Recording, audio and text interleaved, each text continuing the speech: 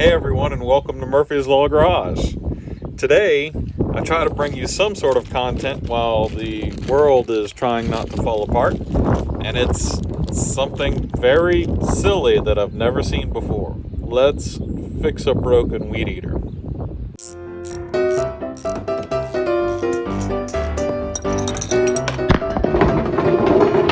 Dang it.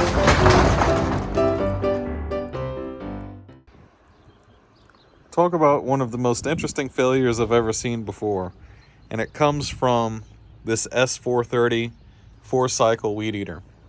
I haven't seen any really good videos on YouTube of this, so I'm going to go ahead and do it, and at the same time give our subscribers something to watch. This 4-cycle weed eater has a timing belt, and the timing belt has failed. I'm going to set you up in a stand. I'm going to show you how easy this machine is to take apart, and though it may seem scary what it takes to replace it, we're going to do it with some of the most basic of hand tools. Y'all stick around. All right, so right off the hop, we need to get this thing opened up. Most of this can be taken apart using a T20 Torx. So right in the back right here, we have a single T20 Torx that needs to come out. This is going to allow us to pull the covers off. Now, I've been in here before, of course, so that I could diagnose what exactly went wrong. This cover comes off the top, it folds forward. This one on the bottom. Yep. So the one on the bottom has got a pair of screws entering it from this direction. And these two here are Phillips, so I'm going to pop us a Phillips in. We're going to pull these two.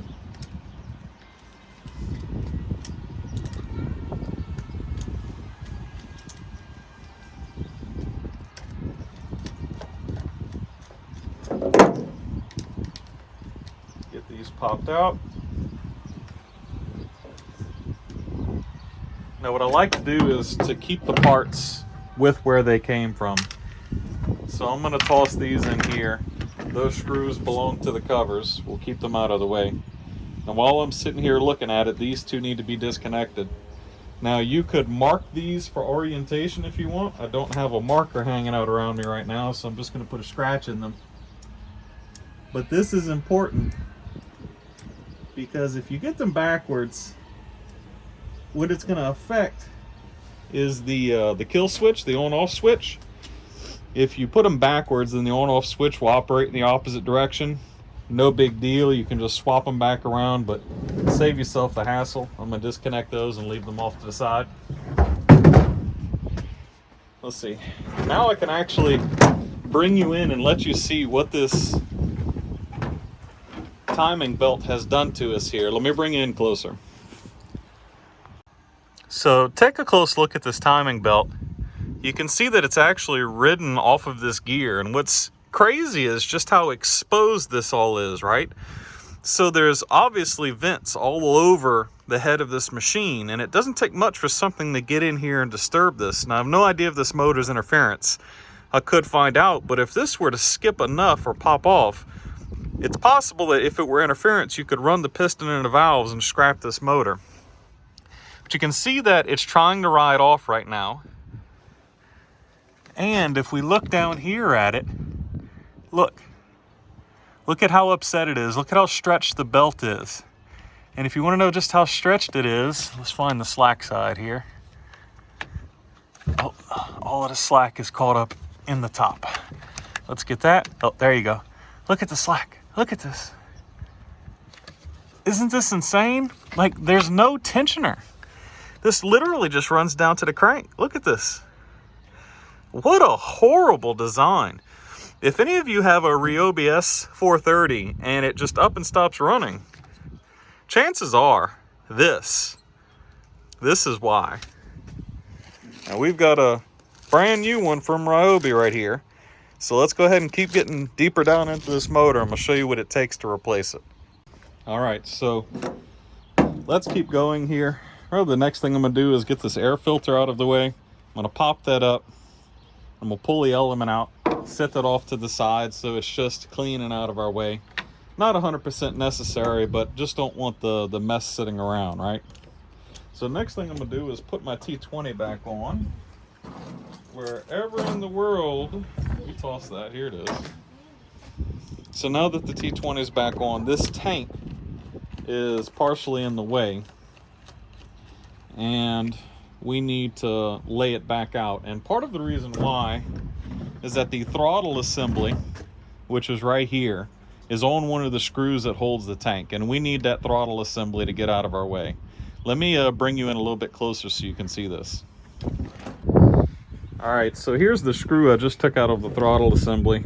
You see this screw here? This is what came out of there. Now I can slip this off of here, and then the next thing I'm gonna do is I'm gonna take the throttle and I'm gonna open it up all the way, and it's gonna let me finagle this little throttle cable around and slip it out, okay? So now that I've got the throttle cable out, I'm just gonna peel this back and keep it out of my way. There are one, and then on the back, I believe, oh no, two. So down in here there's another screw right where I'm pointing, below the carburetor, and down here. I'm going to loosen the screw on the bottom and then remove the screw at the top.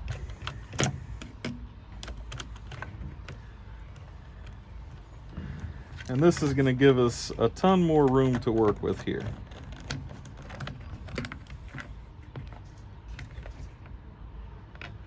Now the reason why I'm not removing the screw on the bottom right now is that then we'd have to deal with the carburetor and these hoses, so we're not going to do that.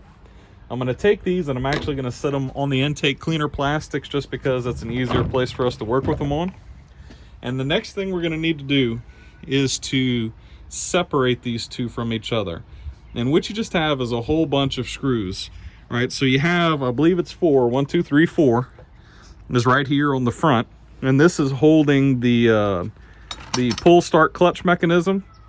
And then we have what I believe is 4 or 6, I'm gonna have to look at it in a second, that physically hold this plastic housing to the motor. So let's just get started getting these turned out. And this is all T20. So there's 1.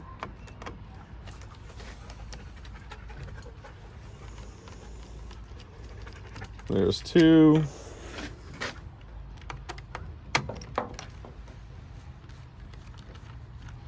Here's 3. 1 more. Here's 4. I'm just checking to make sure y'all can even still see what I'm doing.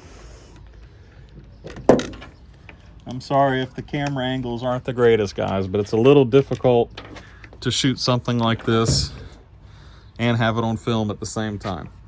So the next thing I'm going to do, this cable right here, should be able to just pop it out. I'm going to lay that off to the side here, and I'm going to start pulling these screws that belong to the housing to block attachment. So here's one, and these physically look different, so it's very difficult to mix them. The screws going into the metal housing, let's get one slid out here, is a fine thread versus the coarse thread of the one just going into the plastic for the clutch assembly. So the one going into the motor, very difficult to mix up.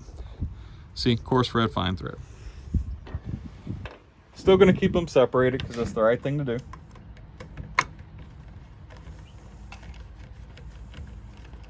Got a second one over here on this side, and that's at the top, the other side of the top.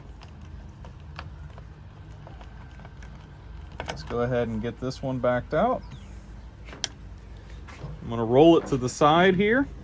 We've got another one on that side, but on the bottom. As you're doing this, the motor is going to begin to want to separate from the housing. Brace it up against yourself or something to get it out of here. Of course, we could use clamps or a vise or something to hold this still. But what I don't want is for people to have this problem. And this weed eater is only $200. So I don't want people to have this problem and then have to take it to a mechanic, because I mean, why spend $200 on a weed eater if we can fix it ourselves? You bring it to a small engine repair shop and you're looking at, You know, even at a belt's only $7-10, you're going to look at probably $100 to have this replaced. It's half the value of the machine. So if you're willing to take some time and give this a shot, I'd say go for it. So that's what we're going to do here. It's going to seem real scary, but it's not. Really hard to mess this up, guys. All right. So now I've got all 4 of these screws out.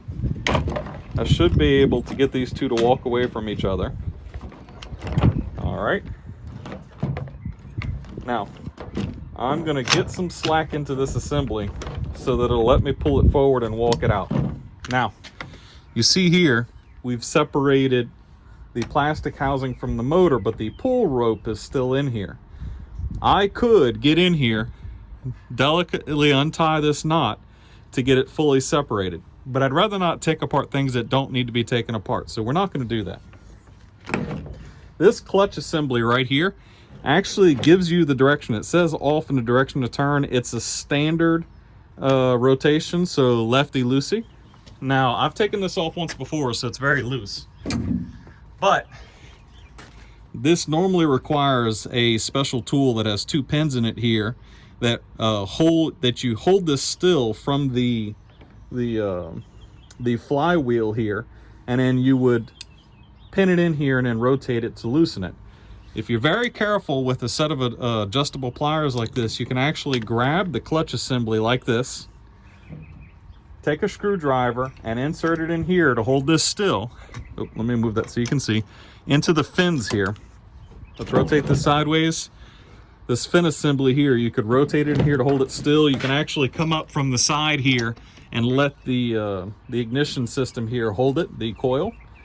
And then you would grab this clutch assembly and then give it a rotation. Now, like I said, I've already had this apart once before, so I've got this off. And this will be very tight. It'll fight you at first, but eventually let it come off. Now, I would, though, suggest making sure when you put this back together again, to get it a little more tight than snug, and then to use a thread locker to ensure this clutch can't come back off again. I'm going to go ahead and screw the clutch off, right? I'm going to put it face down. You see this washer right here that's behind it? You see the marks from the clutch? Make sure that's face down, keeping your orientation. I'm then going to slide the pull start mechanism off. Now when I do so, I'm just going to take it and I'm going to sit it back inside of this part of the housing. Let's go ahead and pick this up. We're going to sit it out the way. And now we've got the motor sitting out in front of us. The motor on here on the motor, part of the pull start assembly, you've got a collar, a bushing that the pull start rides on. I'm going to take that and sit it next to the clutch. And then also down here between it and the flywheel, we've got a washer. Let's see, make it a little easier to get this to ride up here. Go ahead and walk this washer off.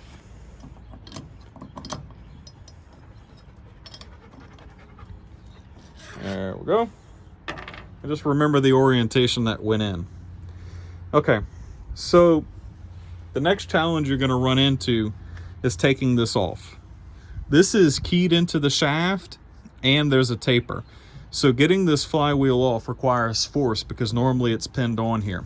So what you're going to do, and I don't have the right screwdrivers laying around, but you would get yourself a pair of screwdrivers and gently push against this case. This lip is very thin metal, so do not push very hard on this.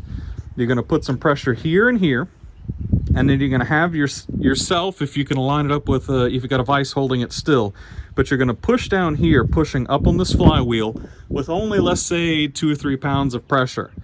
And then you're going to give this center shaft a good knock. Now, I've only very loosely tightened this, so it won't take much force. But what I'm going to do to protect these threads is I'm going to take this clutch and drop it on the ground. I'm going to take this clutch and I'm going to get it back on there to protect these threads. Let's go ahead and run it down a bit. Now this is protecting the threads, so you're going to put some pressure, and this one's been slightly tightened, so it's still going to fight us a little bit. And again, wrong tools. This is already loose. I'm going to put some pressure on the flywheel, and I'm going to give this a bump while doing it at the same time. And then what you'll have is that this will then pop off of here like that. You'll back this back off again. Remove the flywheel, okay? Now you can see down here, there's actually a keyway. And up here, the flywheel itself has a key built into it that slides into said keyway on this conical part of the shaft. So I'm gonna go ahead and take this and I'm gonna set it off the side next to the clutch assembly. Now, once we've come this far, it's much easier to see how this timing assembly is put together. Now, in other videos, I've seen this coil removed. It's not necessary. Leave it here. So we're gonna snake the belt behind this, and we won't have to deal with making adjustment to this coil, which there are backyard ways of doing this, but really you should use a feeler gauge to set the gap between this and the flywheel. We're leaving that alone, okay? So what you'll notice here is that there is a bearing trapping this belt. The belt goes behind the bearing right here. See, belt's going behind the bearing. And what you see a lot on the internet is they're not sure exactly how the factory intended for you to repair this. There does not appear to be a good way to get behind this bearing. And even more so, it'd be very difficult to get the belt in there even if you did. So you ask yourself, well, what was the intended method? They quite literally intend for you to take the bottom end off of this motor to get to that bearing. So to get to the belt. So what ends up having to happen here is we're going to end up taking the bottom end off, and then we are going to then hammer this the crankshaft this way out of the case, taking the bearing with it out of the connecting rod, and that will give us access to getting this belt off and getting another belt on. So let me get set up. I'm going to make sure I've got all the oil out of this case, and we're going to pull the oil pan off. All right, y'all. So I've made sure that we've got all the oil out of here. You can also see that I've taken that last screw out of the fuel tank and I've just flipped it up out of our way because it's sitting right in front of where the oil pan is. We should be able to get this to pop off of here. This is the crankcase vent. We'll pop that off and lay it off to the side. And I'm going to move on to backing all of these screws out for the oil pan. Probably put y'all on a quick time lapse here.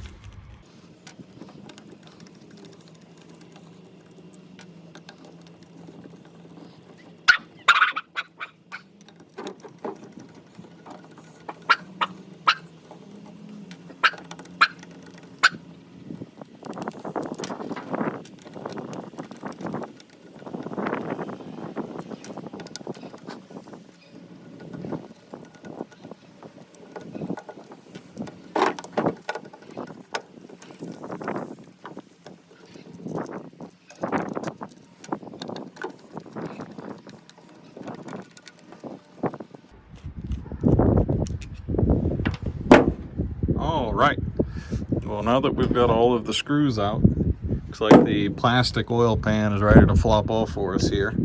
So let's gently pick that up. Looks like the oil gasket survived that, the oil pan gasket. Got some very fine metallic particles in here. We'll set that off to the side. I'm going to inspect the crankshaft here.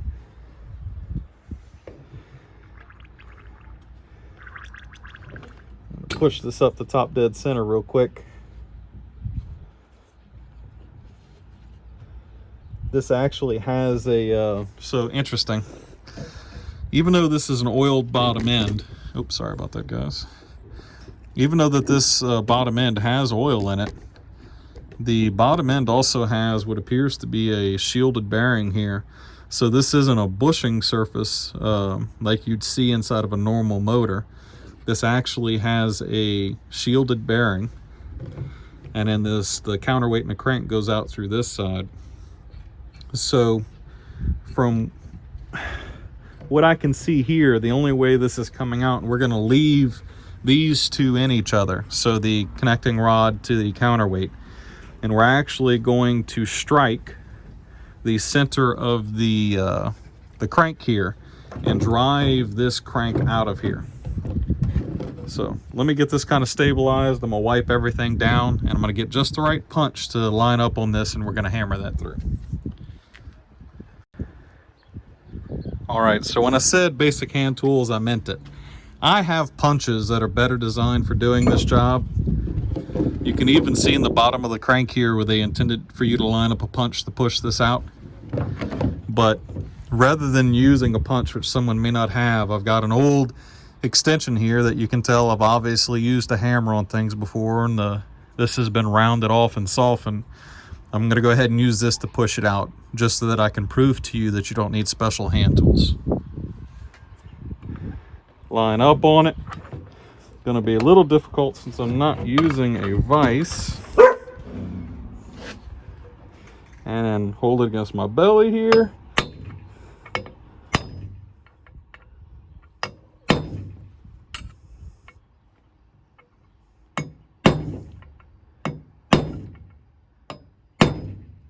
You get the point. Let's get it out of here.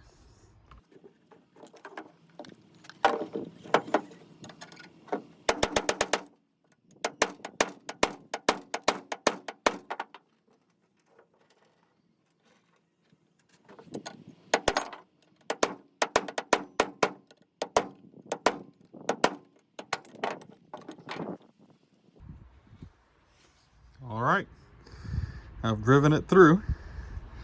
You can see here you've got the cog that holds on to the timing assembly, and we've got a sealed bearing, and this is the sealed bearing that you're seeing from the front side. So, interesting note to self, the way this is made does not actually require any form of lubrication for the bottom end, only to protect the actual piston, the rings, to create a lubricating surface for the rings. This is built a lot like a two-stroke in that manner. So if I slide this counterweight out of the way, let me set this down, pick this up. If I slide this counterweight out of the way, ish, maybe. Let's see. There we go, now y'all can see it. We also have a roller bearing in here as well, and this is being lubricated. So, interesting.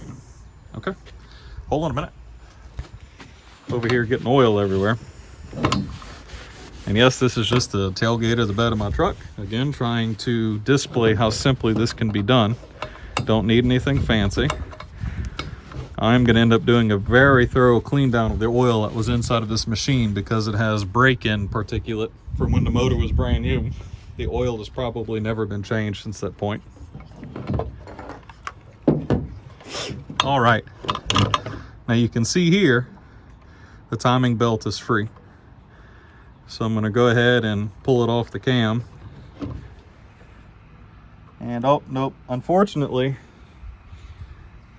this isn't going to be that easy. I didn't notice that this coil is actually in the way of that belt coming off. You can see right here the post is actually capturing it. So let's pull that off real quick.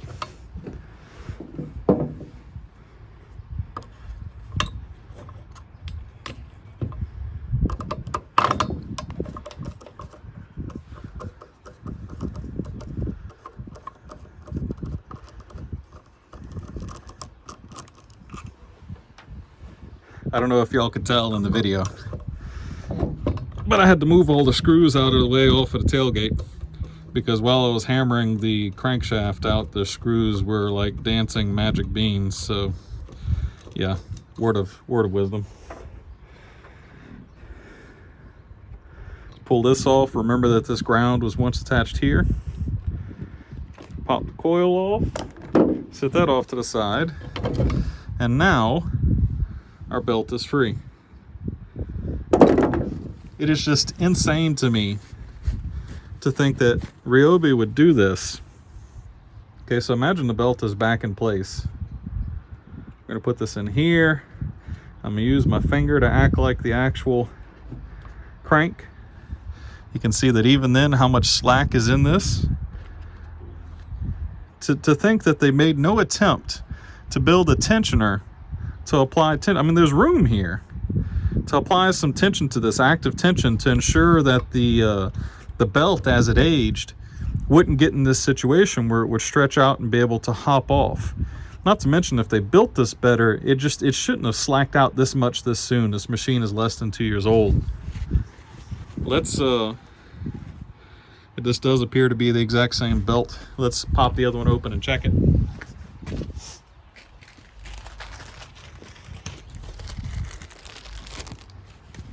Go, toss that over there. I've got this belt. New belt's in the left hand. Flip this around, bring these two close together. You can see that manufactured by the same company. We're wearing the same part number, do not crimp. It actually appears as if this belt might actually be a bit narrow. It is. This belt has actually lost some width. Maybe from rubbing on the case. And if I do like this, it's going to be very difficult to show you. Let me put the extension on this end to hold these two steady. But you can actually see the difference in length. Let me pull on them real hard. And it's not much.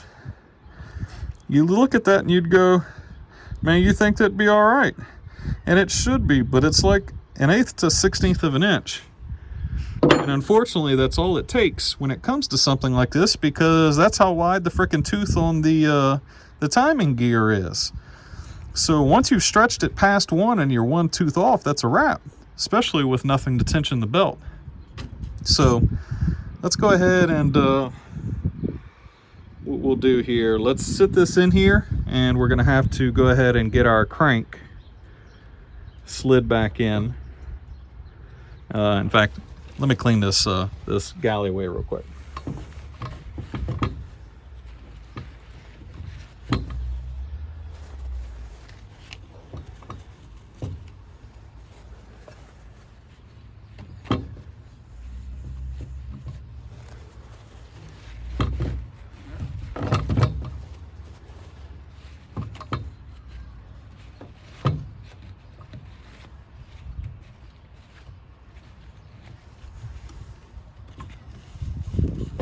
You can actually see in the galleyway where the belt has gotten long enough that it's begun to flex out as the crank was rotating and rub the inside of this galley. Has actually lost rubber material inside of here and some very sharp edges in this galley, which tells me this is most likely where the belt lost its width.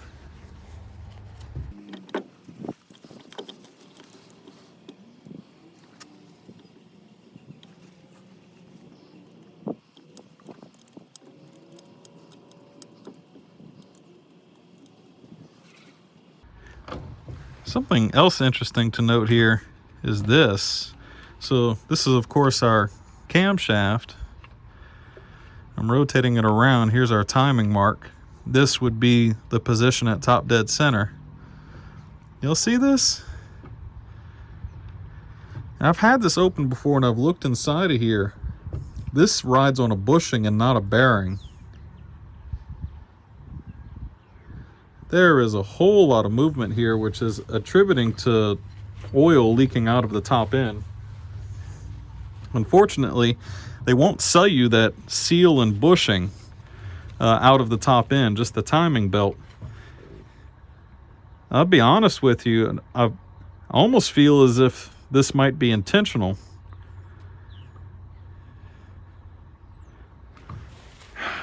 Let's go ahead and get this belt back on here.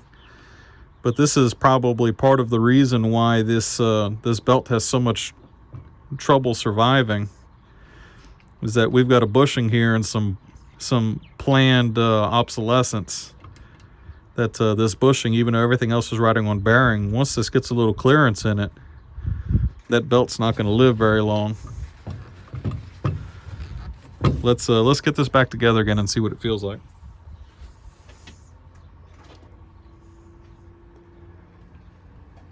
I'm gonna slip the belt in and make sure that it's pinned all the way to the back. Take our crank here, wipe it down real well.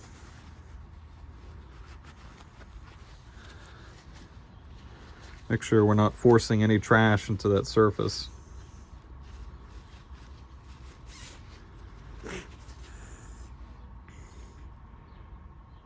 This then slides into here, and if we flip this over, the counterweight has a flat spot milled into it that you can see here in the video, and I have to rotate the crank until that flat spot lines up with the counterweight, and will allow this to then travel into the counterweight.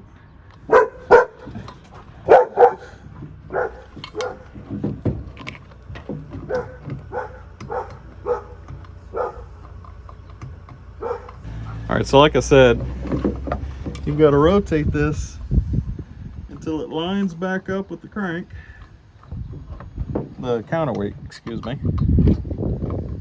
Once those two are lined up, to ensure that the belt is not in a compromised position here.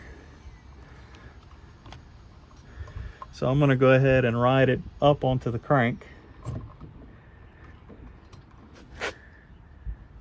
In fact, let's make double sure that these two are not going to fight each other. Last thing you want to do is drive the crank directly into that belt. All right. Now I'm going to take the clutch and, like before, go ahead and put this back down.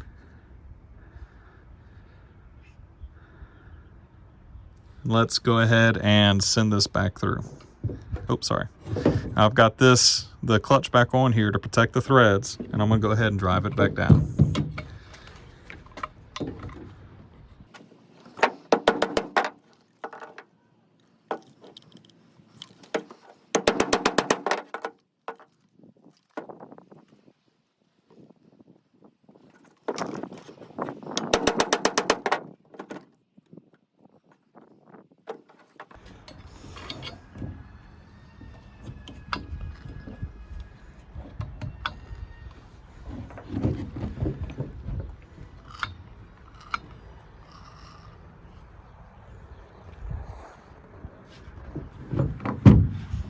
All right, so now that I've got the crank back through, I've got the bearing resettled here inside of this surface.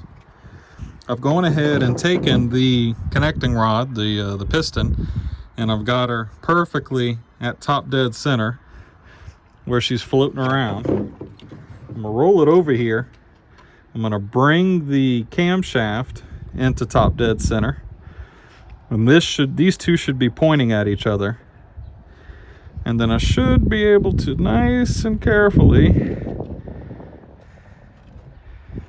slip that on there.